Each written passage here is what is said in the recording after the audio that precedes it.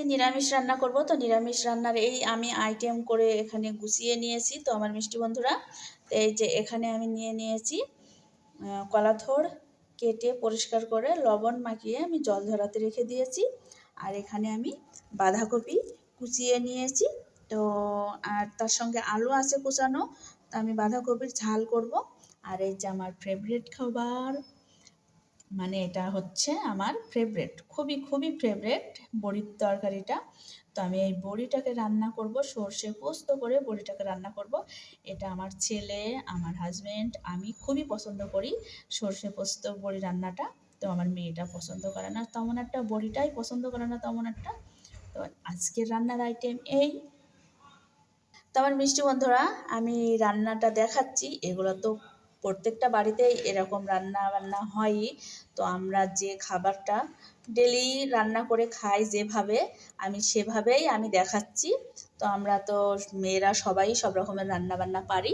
তো আমরা যেভাবে রান্না করে খাই আমি সেভাবেই আপনাদের দেখাচ্ছি, সেইভাবেই আপনাদের দেখানোর জন্য আমি এই রান্না বান্নার ভিডিওগুলো করি। তো যাই হোক, আমার কড়াইটা গরম হয়ে গেছে, আমি এবার তেল দিয়ে দেব।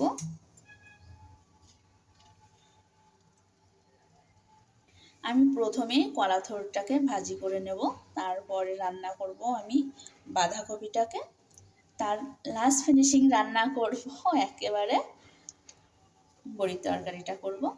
তা আপনারা দেখতেই থাকুন আমার মিষ্টি বন্ধুরা, আমার সঙ্গেই থাকুন। তেলটা গরম হয়ে গেছে, আমি কালো জিরা ফোড়ন দিয়ে দিচ্ছি, 3 টুকরা কাঁচা লঙ্কা একটু আমি চিপে নেব, দিয়ে দেবো। আর এখানে সামান্য দিয়ে দেবো হলুদের গুঁড়া, আমি লবণ দিয়ে মাখিয়ে রেখেছিলাম, লবণটা দেবো না।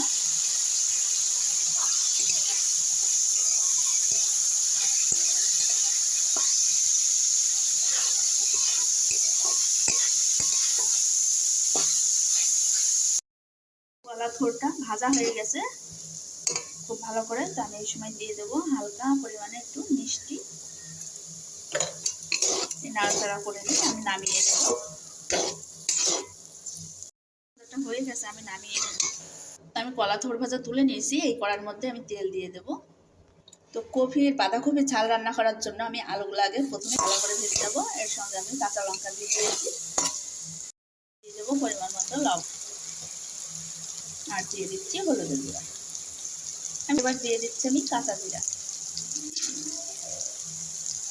আমি ছোট ছোট নিয়েছি 3 টুকরো দারচিনি, আর নিয়েছি 2টো ফেটানো এলাচ। তো সামান্য একটু জল দিয়ে দেবো। এবার দিয়ে দেবো কিছু পরিমাণে লঙ্কা গুঁড়া ও জিরা গুঁড়া। সমস্ত মশলার সঙ্গে আলুটাকে ভালো করে আমার কষানো হয়ে গেছে। এবার আমি দিয়ে দেবো বাঁধাকপিটা।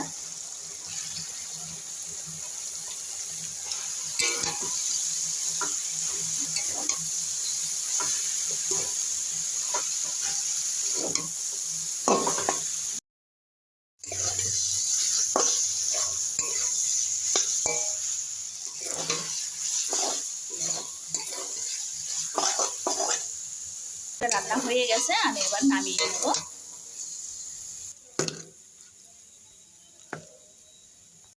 এবার বড়ির তরকারিটা করব। তো বড়ি ভাজার জন্য আমি তেল দিয়ে দিলাম। তো বড়ি ভাজার আগে আমি কিছুটা লঙ্কা ভেজে নেব। লঙ্কাটা ভেজে আমি বেটে আমি বড়ির তরকারির মধ্যে দেব। লঙ্কা ভাজার তেলের মধ্যে আমি বড়িগুলোকে ভেজে নেব।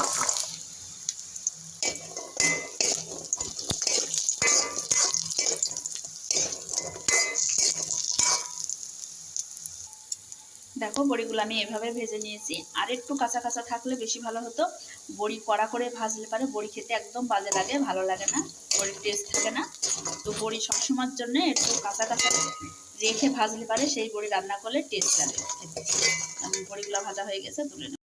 বড়ি ভাজা তেলের মধ্যে কালো জিরা ফোড়ন আর জিরা ফোড়ন দিয়ে দিচ্ছি।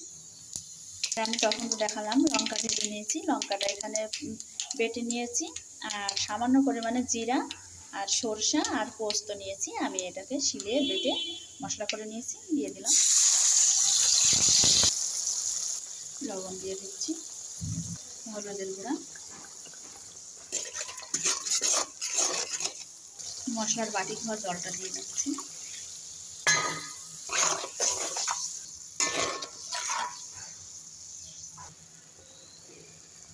সামান্য দিয়ে দিচ্ছি চিনি।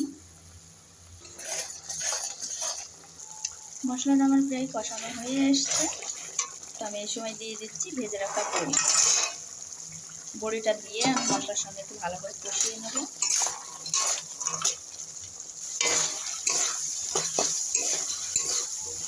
তো আমার বড়িটা মশলার সঙ্গে ভালো করে কষানো হয়ে গেছে, আমি এবার ঝোলের জন্য জল দিয়ে দিচ্ছি। জলটা এখানে বেশিই দিতে হবে, বড়িটা সিদ্ধ হতে অনেকটা টাইম লাগবে।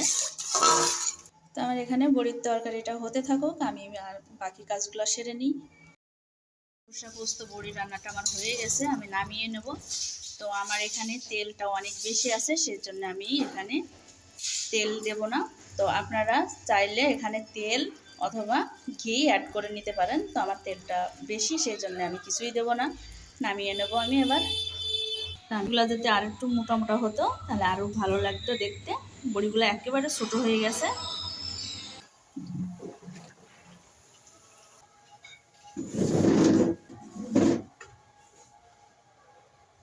কেমন আছো? আশা করি সবাই ভালো আছো, আমিও ভালো আছি। আজকে নিরামিষ আইটেম করেছি, নিরামিষ রান্না বান্না। এখানে মানে আগে থাকতে রান্না ছিল পালং শাকের তরকারি, এখানে পালং শাকটা করা ছিল, বেগুন ঝাল, আর এটা হচ্ছে সরষা পোস্ত দিয়ে বড়ি রান্না। আর এটা খুব ফেভারিট খাবার এটা। তা আপনারা সবাই চলে আসুন আমার মিষ্টি বন্ধুরা, একসাথে সব খাওয়া দাওয়া করি। আগে এটা দিয়ে খাই, কলা থোরটা দিয়ে খাই।